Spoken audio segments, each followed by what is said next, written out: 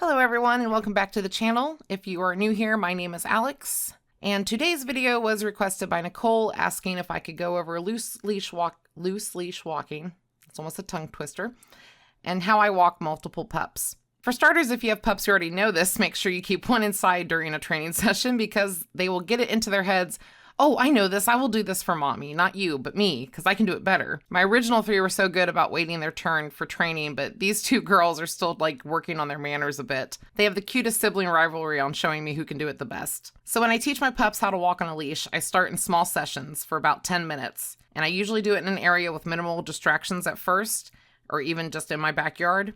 The main thing for me at first is to get the dog to focus on me and what I'm saying. You can do this by using treats or regular praise. You can shake a toy at them or just, talk in a happy, crazy voice, whatever it takes to get them to focus on you. As you can see, Gypsy's very focused on what I'm doing. So once I've reached the focus stage, I will walk, changing directions during the walk. And if they're maintaining their focus and that leash is loose, then I reward with praise or a treat. And I'm also giving them encouragement along the way. Like if they're following me, I'm telling them, good girl or good boy. The main goal I'm trying to achieve is that I want them to follow me wherever I go. Now, my girls are pretty good at this, but once in a while they will pull out of excitement or squirrels, and I don't care what the reason is for pulling. As soon as the dog pulls and starts acting like a psycho over a squirrel, that walk stops. I literally stand there and they don't get to move again until I do. I will even have them come back to me and sit, and if they are sitting and that leash is loose, I will reward them. And sometimes the reward is just walking again and just praise. It's also really good to teach your dog just to sit and chill because it teaches them how to relax and keep some of their crazy in check, just for that brief minute.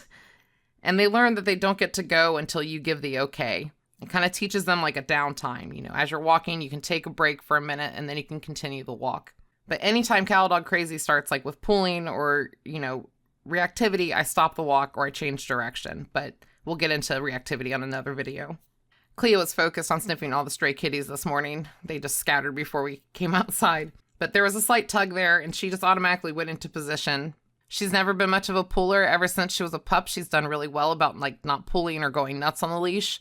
I know, that's a rare case. But the main thing is, get them to focus, change up your directions, and stop walking for bad behavior, and only reward when that leash is loose and they are focused. Your main goal of loose leash walking, oh my goodness, is you're teaching the dog to walk at your pace. They're walking with you. They're enjoying the day with you.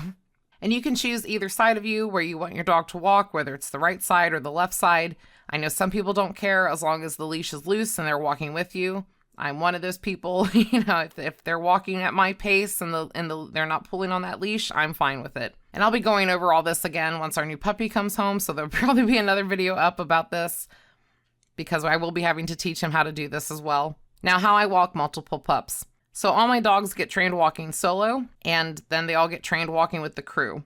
I alternate, when I'm teaching them. They get a solo day and then a group day. I literally have leashes around my wrists and my hands, sometimes chained to my waist, but I put them in specific positions during solo training, so in group they kind of know their spot. Silver always walked by my right side, and Kage was always on my left.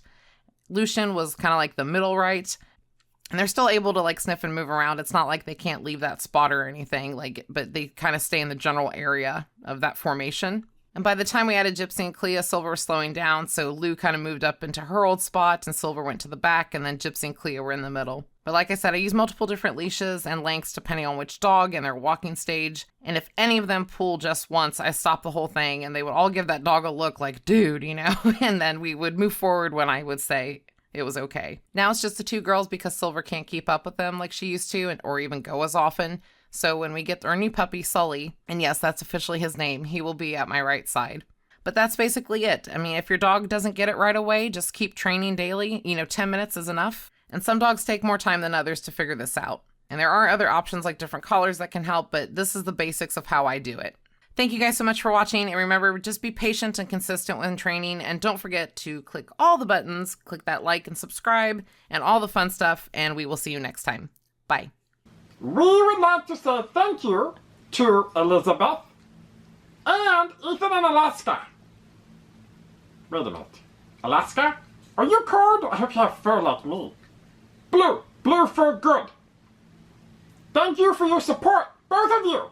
Thank you for the coffee. I love coffee. And if the rest of you would like to show your support too, for this channel, you can find the link below for the coffee in the description. Yay, coffee! And I will say thank you.